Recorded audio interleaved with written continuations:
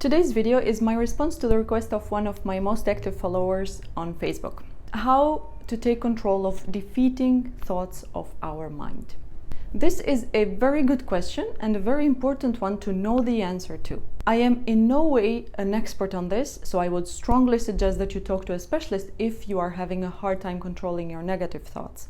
In this video, I will share my thoughts and the techniques that I have used in my own life to control my own negative thoughts. I am a big believer that the results we get in life are determined by how we communicate with others, but most importantly, by how we communicate with ourselves. The quality of our communication dictates the quality of our life. There are two forms of communication, internal and external.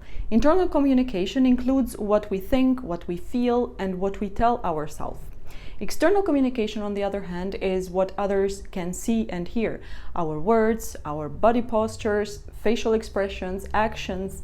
Many of us believe that what happens in the environment surrounding us, at work, at home, makes us feel or behave in a certain way. But that is not exactly the case. In fact, according to the cognitive behavioral therapy, or CBT, events that happen outside of us trigger in us specific thoughts about these events, and it is these thoughts that make us feel and behave in a way that agrees with the thoughts. In other words, it is our interpretation of an event that happens around us that makes that event good or bad for us.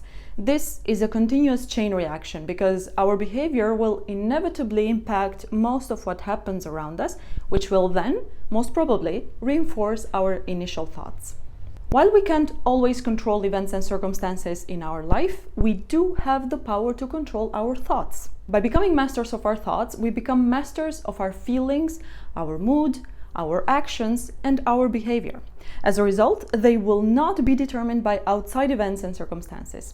The American peace activist known as Peace Pilgrim said, "If you realized how powerful your thoughts are, you would never think a negative thought." In case you are not convinced of the extraordinary power that thoughts have, think of the placebo effect. A placebo is anything that seems to be a real medical treatment, but it is not. Mostly used in studies of a new drug, a placebo can have a positive or a negative effect on its subject. In the first case, the person taking the placebo could report an improvement in their symptoms. In the second case, they could report that they experienced the side effects of the treatment. One of the theories around the placebo effect is that it happens because of a person's expectations. If a person expects the treatment to do something, then their body can cause effects similar to what a real treatment could have caused. The same thing is valid in the case of the nocebo effect. The nocebo effect happens when a negative outcome occurs because of the belief that the treatment will cause harm. According to biologist Bruce Lipton, a person's mind will adjust their body's biology to fit with their beliefs. On the other hand, Sigmund Freud, in his theory, identified three levels of the human mind: the preconscious, the conscious, and the unconscious mind. The preconscious mind contains anything, thoughts, feelings, memories that can be brought into the conscious mind. The conscious mind consists of all the thoughts, feelings, memories that we are aware of at any given moment in time. And then the unconscious mind includes thoughts, memories, feelings, and anything that is outside of our conscious awareness. Now, the problem that we might encounter with our thoughts is when they have reached the deepest level, and that is the unconscious mind. But what is stored in our conscious mind is what has been able to go through the preconscious and the conscious mind first. If we have reached a point where we believe that I am not enough, it didn't happen overnight. It happened as a result of us thinking I am not enough, or other equivalent thoughts, over and over and over again. So what is it that pushes our thoughts from our preconscious to the unconscious? What it is repetition. In order to control our thoughts, subside the negative, and think only positive thoughts, we need to first control the thoughts that enter our preconscious mind.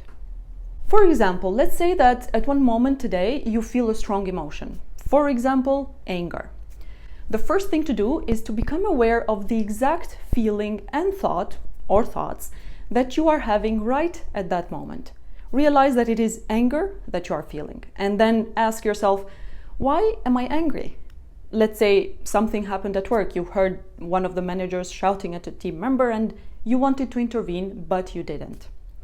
Why does that make you angry? What are you saying to yourself while you are in that state of anger? You might be thinking, I always do this. Say, I will do something and then I don't do it.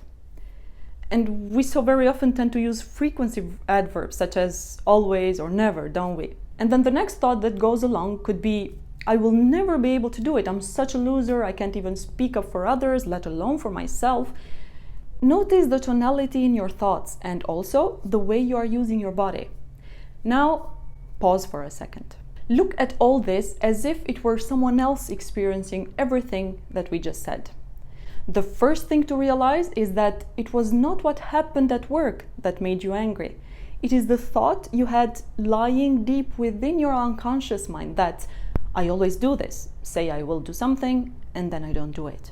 The second thing to realize is how your thoughts are aligned with your body. If you're angry, you probably have a clenched jaw, you could be clenching your fists, you could be trembling. The combination of the two, your thoughts and your body, create a state. But what is important to realize also is that it is just the state that you are in that particular moment. And what this means is you can change it very quickly and very easily by replacing your thoughts with positive thoughts and by changing your physiology. The second thing to do in order to control our thoughts is to repeat the positive thought. When we keep repeating a positive thought for some time, it will go from the level where it is now, which is the conscious mind, where we are simply aware of the thought, to the unconscious mind. When it is a negative thought that we are thinking of, after repeating it for a while, it has nowhere to go but down to our unconscious mind, which at that point will be much harder to get rid of it than if we are to rid of it when it is in the conscious mind. It's the same process as planting a tree. The first time that you think a thought or say it out loud, you are throwing a seed in your unconscious.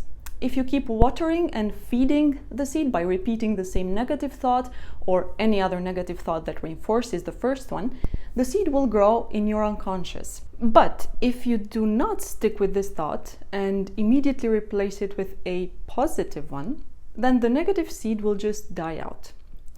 And with the repetition of the same positive thought, the posture and the facial expressions that go along with the thought, you plant the positive thought in your unconscious and at the same time build a firewall that negative thoughts are not able to penetrate.